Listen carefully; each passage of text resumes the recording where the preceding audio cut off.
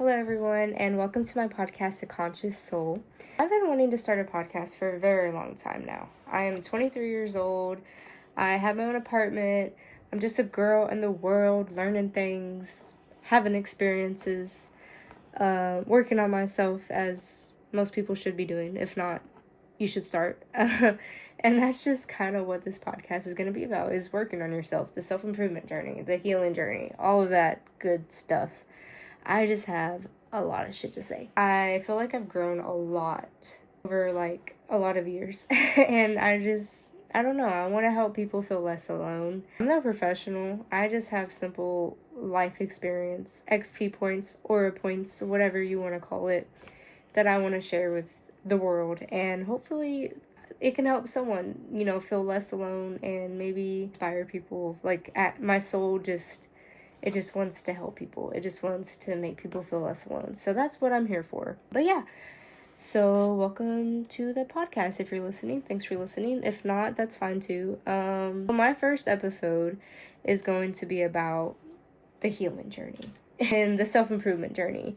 Now, a lot of people, they like to call it the healing era, but that's where a lot of people are wrong, because it's not just going to the doctor and you have a 36-month fix. It's not a quick fix. It is a lifelong journey. It's something that never stops, and if it does, then that means that you're too comfortable and you got some growth to do. There's always room to improve, and there's always lessons to be learned in this life. And something that I'm really starting to understand is life is literally learning many different lessons, but a lot of them you're just going to keep relearning in different fonts.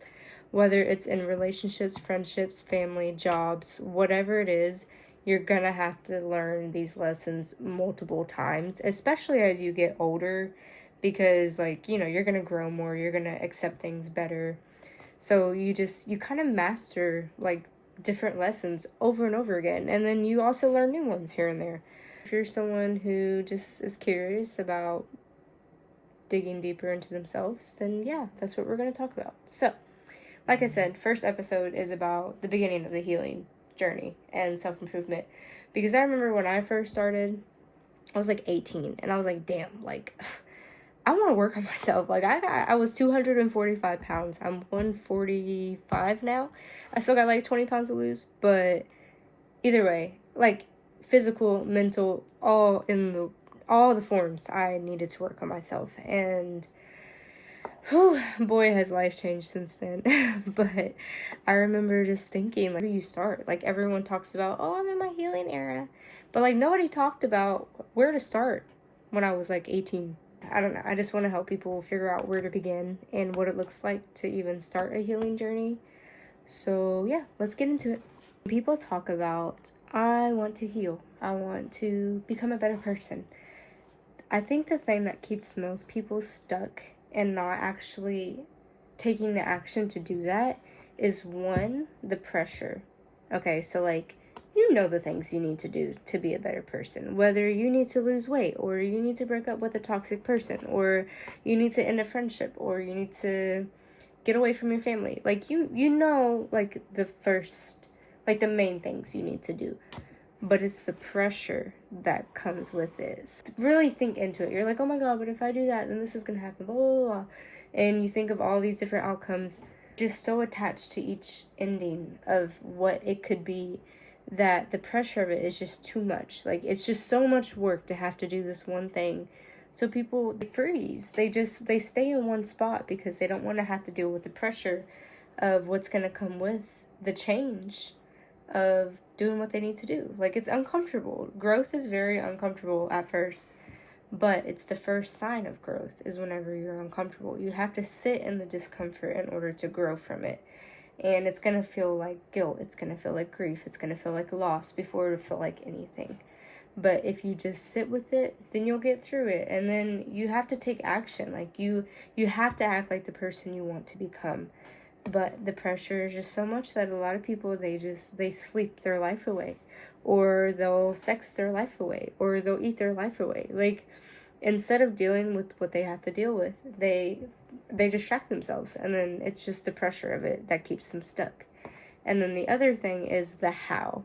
For me, I didn't know how to start, like where to begin. And I think the first step is to really stop and think, how am I contributing to the suffering in my life? The majority of people that are stuck in their life is because they live in a victim mentality. Everything that has happened to them is someone else's fault. Oh my God, all these things are happening to me. But you never stop and think why these things are happening to you. You never try to dig deeper and figure out, what did this thing teach me? And then be grateful for it. Instead, they hold on to it, and they have anger, and they have resentment, and all these negative emotions that they cling to these situations with, instead of trying to find the good and trying to find the lessons and being grateful for those things, and then letting it go and moving on and taking those lessons with you. Victim mentality is just like the biggest ick ever. Like, take accountability for your suffering. People only hurt you because you let them hurt you. It's not your fault that you got hurt, but like, if you had higher standards, you would have cut someone off when you started seeing the shady shit. It's not your fault for loving people, but it is your fault for holding on to the anger or the whatever happened. Like, you need to let that shit go. You have to let that shit go, and you have to be grateful for the lessons that you learned. My narcissist ex that I was with, as shitty as he was, I am so grateful that we were together, just because I became so much stronger from it. Learned so many things, and I do not regret. Like, I wasted a lot of time, but I never like to say that I wasted time, because in the end, it just taught me things that I needed to learn, and it taught me not to waste time in the future, if, like, to cut things off quicker. And yeah, you have to break yourself apart. And then you have to be your own friend, and you have to tell yourself, hey, it's okay that we went through these things, but it's on us to get our shit together. Like, no one is coming to save you. And I'm sure, that's like the biggest saying these days, no one's coming to save you. But it's so true. Like, no one owes you shit. You don't owe anyone shit. But you do owe to yourself and other people to take accountability for the shit that you do. Taking accountability is a huge thing that so many people just don't do. Everything that happens to you is on you. It's on you. So once you can accept that, and then you can pinpoint like what you're doing to hold yourself back, then you can begin to rewire your brain. Whenever you feel discomfort, whenever you decide to choose discomfort over comfort, it creates new neural pathways in your brain, and it's like, oh no, we're not going down the same route we're used to. You have to break that pattern, and you have to tell your brain, we're going to start doing this. Your brain is designed to keep you safe, so it's going to be like, no, let's keep doing what we're doing. And that's when it's on you to train yourself to not do that. You have to rewire your brain to do different courses of action. For me, example, my eating, binging. Whenever I felt any type of emotion, or if I was just bored, I'm eating something. It's the action that I'm used to. It's comfort for me. I have to rewire my brain to not be like that. That's what I had to do in order to, lose weight. And it's the same thing like with relationships. Whenever you are about to leave like a toxic ex, and then after like, a week or two or a month goes by, and that pattern is kicking in, and usually you guys are getting back together, that's when it's on you to be like, no, like, we're not doing that this time. We're going to be single. We're not going to go back to him or her or them. It's on you to do that, and you have to rewire your brain. You have to change your mindset, and you have to learn your nervous system and teach yourself how to physically feel okay too, because you can change your mind all you want, but your body's going to remember the shit that you put it through. It's going to feel like a tiger is attacking you by choosing a different route to go by, but it's on you to learn how to regulate your nervous system. There's so much information out there on how to learn how to do that. The Sabrina Zohar show, that's a really good one to listen to. There's a lot of information out there, and it's on you to go out and learn it. And you just have to like completely surrender yourself and being open to figuring out, how am I contributing to my own suffering, and what can I do differently to change that. It's very hard, but it's worth it. You gain so much self-respect whenever you finally take control of your life and you start doing the things that you know you need to do. To improve yourself, you have to build your confidence. The only way you're going to build confidence in yourself is if you do the things you say you're going to do. You're not going to take yourself serious if you always say, oh, I'm going to go to the gym today, and then you don't go to the gym. Like, you're already setting that mindset, oh, I don't do the things that I say I'm going to do. Why would anyone take you serious? If you were friends with someone and they're like, yeah, we're gonna go out to eat, a month goes by and they say that every week, the next time they say that, you're not gonna believe them. It's no different with yourself, especially because you are the longest and most important relationship you will have in this life. So it is so important that you take care of yourself and you do the things you say you're going to do. It also lessens your anxiety. I know I need to be doing something. If I'm not like actively doing something to better myself, I have so much anxiety. Like, I feel so restless because I know that I can be doing more. And if I'm not doing it, I don't feel good about myself. Like, and it just gives me so much anxiety. And it's because you have this list in your head of all these things that you need to do that you're just not doing. And you don't take yourself serious. And that's so rude to yourself. Like, don't do yourself like that. Your highest self, think about that person. Like, think about what they have to do in order to get to where they're at. You have to basically manifest the person you want to be, because that person exists. You just have to get there. They exist, but it's on you to take the steps to be that person. You have to act like the person you want to become. And I know that's also a very big saying right now, but it's also very true. Like, it's literally manifestation. Like, that's why I started this podcast. Like, my highest version of myself, a podcaster. Like, I've always wanted to start a podcast and probably write a book eventually too. But that's why I started this podcast. Like, I am actively trying to practice what I preach, and this is part of it. You have to just do it. You just have to do the things that you know you need to be doing. It's your responsibility to save yourself.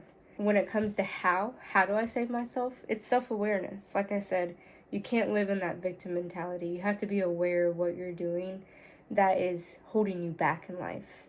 You know, are you hanging around certain people that, you know, you should be hanging around? You know, like, the people, you need to surround yourself with people who have goals and ambition. If you are around people who just want to drink and smoke and party and fuck anyone, like, I'm sorry, but it's the same thing with fruit. Like, if fruit is laying next to rotten fruit, it's gonna get rotten too. Like, I am a firm believer in that. That's why they say the top is lonely, because there's not a lot of people who go deeper than surface level. And it's hard to find those deep people who understand that having goals and ambition is so important, because that's the only way you're going to get anywhere in life. People who have limiting beliefs, who you say, oh yeah, I'm going to be rich, man. Like, I'm going to be a millionaire. And they're like, yeah, get away from those people. Get the fuck away from those people, because they will have you believing that you could never achieve that. And when there's people like fucking Bill Gates and Elon Musk out there making millions and billions and trillions and quadrillions and amounts of money, like, the universe is so abundant, and you can get that if you believe in yourself. You have got to believe in yourself. You cannot depend on anyone else to believe in you, because at the end of the day, it's you. It's you versus you. You versus you.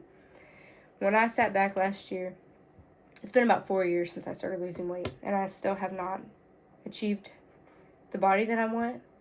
And I was like, it's been 4 years. Like, what the fuck is going on? What is happening? And I'm like, it's me. I'm inconsistent as fuck. Like, it's taken me 4 years. It's me. I'm holding myself back. And I locked the fuck in, and I have been consistent since October. And I'm getting closer and closer to my goal every day. And I'm very proud of myself. And it builds confidence whenever you actually, like, do that shit. You really do have to take accountability and responsibility for the things that you know you need to do. The other thing is, you need to be aware of your thoughts in general. Get a journal. Like, I know it sounds like a lot of work, but guess what? Doing the work on yourself takes a lot of work. That's why a lot of people just don't do it. Like, if it was easy, everyone would be out here successful and rich and sexy and skinny and all these things. Like, it would just be a normalcy, but it's not. You can waste your whole life and do no growth. But if you start when you're young, imagine how good you can be whenever you're 30s and 40s. And if you're in your 30s and 40s listening to this, and 50s, start now. Like, I mean, it's not too late. Mental health and everything, it wasn't as woke as it is now. We have to give older people grace, because, you know, it wasn't normal for them to go get therapy. If anything, you were called a pussy for feeling things. Like, their generations were more on repopulation and survival skills. Now we can actually live. We don't have so much pressure to repopulate and survive. Like, now we can slow down and we can break generational patterns and we can really work on, like, just being better. The world needs better people, humanity. Like, it's gone to shit. It is a dumpster fire right now and it's terrifying. But you cannot let it make you freeze. Do something about it. Become a better person. Make a change in the world. Create something. You know, like, just do something. The people who just, like, go their whole lives and they do, like, no self-improvement or no, like, self-reflection, they're just bots to me. Like, they're not even real people, because, like, how do you see the stars and the sunset and the trees and just not believe that everything is deeper than what it is? Like, I don't know. Maybe I'm just crazy. Who knows? So once you become aware of your thoughts, you have to learn how to control them. Actually, you can't control your thoughts, but you can control your reactions to your thoughts. You need to observe your thoughts. I like to sit and think, like, I'm in a meadow, right? I'm looking at the clouds. And the clouds are the thoughts in my head passing by. And I'm just watching them. You have to detach yourself from your thoughts, and you have to learn how to observe them and be like, oh, okay, that's how I'm feeling. Cool. Acknowledge it, and then feel it, and then let it go. You have to detach from the outcome and from wanting to control everything. You just have to let things be and accept things for how they are. Give it to the universe, give it to God, whatever. But, like, you have to be aware of your thoughts, and then you have to control your reactions to them. So you can't, like, think a thought and think, oh my god, I have to do this. I have to have control over this situation. Like, no. You need to sit with those thoughts, and you need to accept them. And you don't need to act on them. You don't need to act on every thought that you have. You need to sit with it.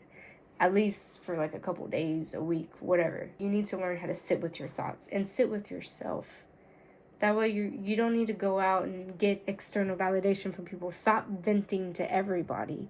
You're venting to people who you don't even want to be like. You're venting to anyone who will listen. You really have to watch who you talk to. That's why it's so good to get a journal. Because you can brain dump. And then your brain feels like whenever I'm thinking a lot, I'm overthinking, my brain feels so full. Like, I physically get so drained and tired. It's not even funny. But if I just put it all on paper, pen to paper is scientifically proven to, you know, help you feel more relaxed and help you actually, like, get things out. So if you can do pen to paper and journal, or if you're out and about, you know, type it on your phone.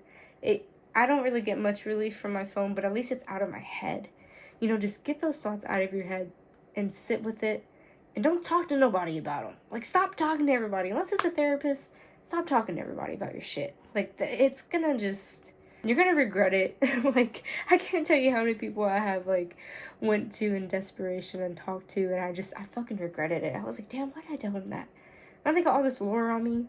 They don't even want the best for me, and they not even really a good person themselves. Like, why did I even talk to them? Like, just save yourself the trouble and get a journal and just journal. Or record it. Like, record what you want to say. Like, even talking about it. You know, like, it is good to talk about things, but just to certain people, you know? Record it on your phone. Like, just get it out of your head, but don't seek external validation. You have to get that validation from yourself. You still need to socialize, because the point is you have to get triggered. A lot of people, they isolate themselves, which it is so peaceful to be alone and to isolate yourself, but it's so important that you stay around people, because you need to be triggered so that you can figure out where you got triggered and why you got triggered. And then you can dig deeper into figuring out, okay, why did that make me feel like this though? Like, why did I get triggered? And then you can go back to your childhood and connect the dots. A lot of it is childhood trauma. That's why it's so important to start improving yourself as young as possible, because you have less to dig through. Being triggered is a good thing. You know, don't just completely isolate yourself. You still need to be around people so you can figure out, like, why you react certain ways. You know, why do you take things so personally? Is it your ego? Were you belittled as a child? Like, you know, you really need to dig deeper and always challenge yourself and ask why. Why do I feel this way? What made me feel this way? What am I feeling? Why do I feel that? You know, like, always connect Everything is connected. And it's usually back to your childhood or relationships. You project so much more than you realize, and it's just important to identify where and how and why. I get that internal validation, not external. You have to pour into yourself, right? So like self-care. When people talk about their healing journey, a lot of it is mental, but it's also physical. Like, we're not just talking about journaling and crying and going to therapy. We're talking about skincare. We're talking about doing your hair, making yourself presentable, pouring into yourself, getting hobbies. Like, you have to spend time with yourself and take care of yourself physically and mentally to improve yourself. When I first started my improvement journey, it was weight loss. And then it started going into my relationship. Because once you start taking yourself more serious and you start respecting yourself, it's going to open your eyes to the relationships that you have with people. You're going to mess up. And you just have to accept it and learn why you acted the way you did and forgive yourself and take those lessons with you to make sure you don't hurt more people. When I got my apartment, I was like, all right, now that I'm like alone and I have my apartment, I really need to really start like pouring more into myself. And it started with skincare. I was like, I really need to build a better relationship with myself. All right, I'm gonna start doing some skincare. And I have been doing skincare for about 3 years now, and now I get my nails done. I make sure like my face is good. I've been really trying to get into like making sure my hair looks nice, and then it'll go into your clothes, and then you'll want to start going to the gym and working out. And movement is so good for you. Movement is medicine. It's a lot of work mentally, but it's also a lot of work physically. And I'm not just talking about going to the gym. Like I said, it's self-care. Like, you need to start doing self-care. You need to take care of yourself. Doing that will help build that personal relationship with yourself, and you'll thank yourself, and you'll love yourself, and you'll forget about yourself. So make sure you're doing that self-care, okay? And then you need to find hobbies. Like, so many people have issues in their life because they're lonely or bored. And then if you're single, you look for external validation because you're bored and lonely. So you find whatever company you can get, and you don't want to just take anything when you're thirsty, or whatever that saying is. Like, don't drink just anything whenever you're thirsty. I don't know, something like that. You want to find ways to entertain yourself. You don't want to have to always search for another person to make you happy. And if you're in a relationship, a lot of relationships have issues because you're so fucking codependent. Like, you need to have your own hobbies, separate hobbies. Do things that y'all can do in each other's presence without talking, or have time alone from each other. Hey, I'm gonna go to the park and walk, and you can go do your thing. It's so important to have a sense of self in a relationship, or you're gonna get bored and you're just gonna start arguments just to start them. Like, that's the majority of people's issues. I know I did that in one of my relationships. Like, there were so many arguments that I would have just because, like, I couldn't spend time with myself. Like, he liked to play games, and I was like, oh, but what am I gonna do? Like, no, girl, that's embarrassing. Go get a hobby. Like, why? You don't need someone to always keep you. You're not a toddler. You don't need to be entertained all the time. Like, entertain yourself.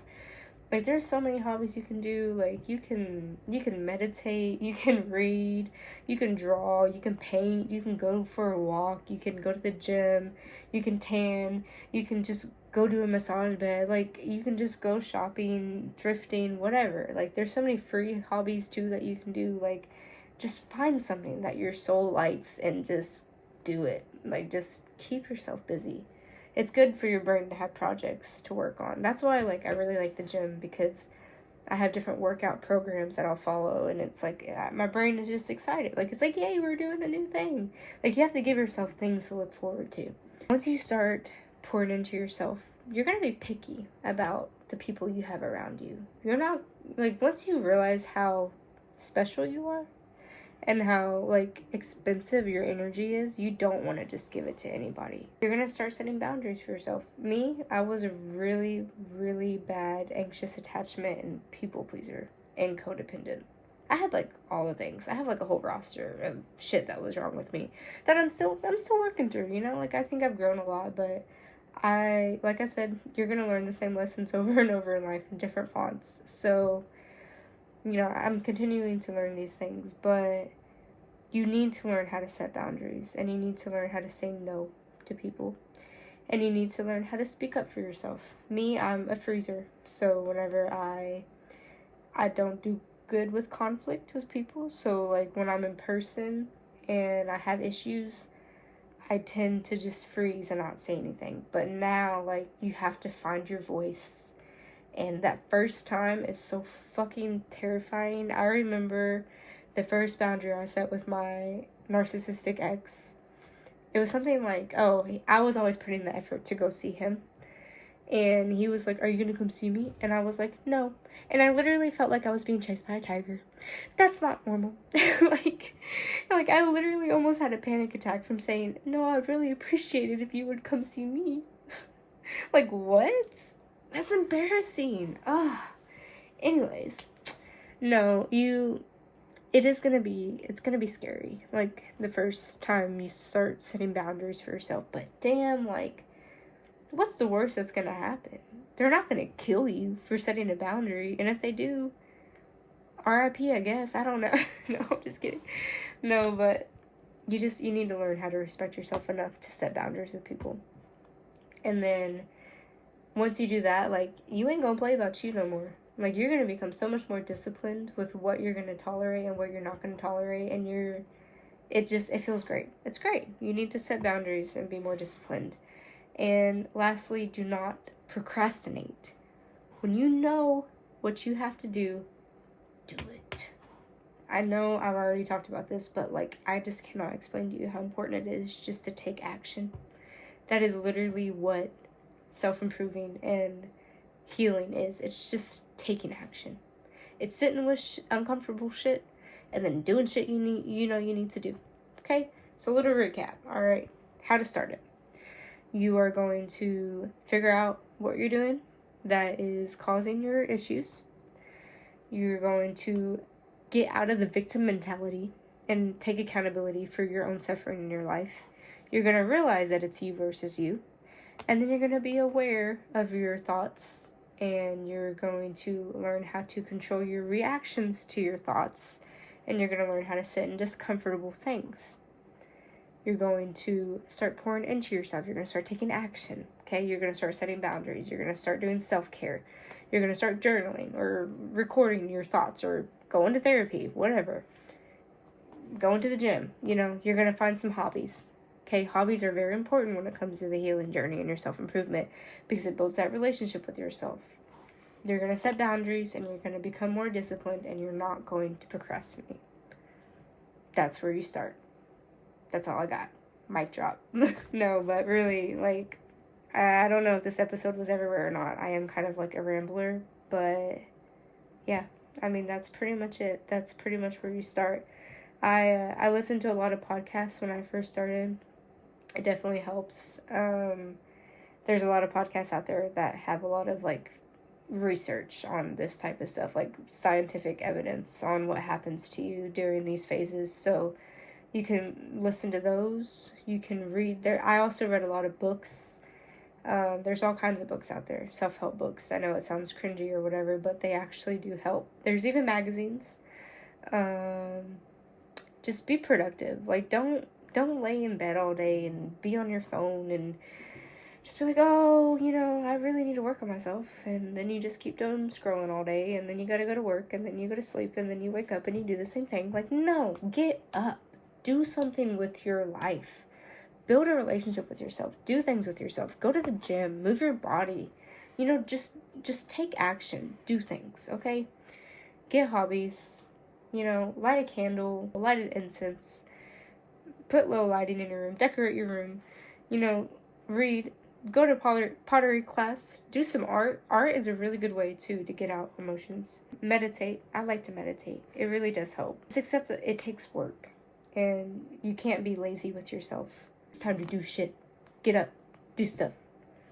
But yeah, that's all I got. If you're watching this and you have any questions or any tips or anything like that, any ideas on topics to talk about, leave a comment. Let me know. I would love some feedback. I would love ideas on topics to talk about. I have like a whole list of them, so I'll be talking about random shit, but it's mostly to do with self-improvement and self-help and my experience with everything and just advice. So yeah, that's all I got.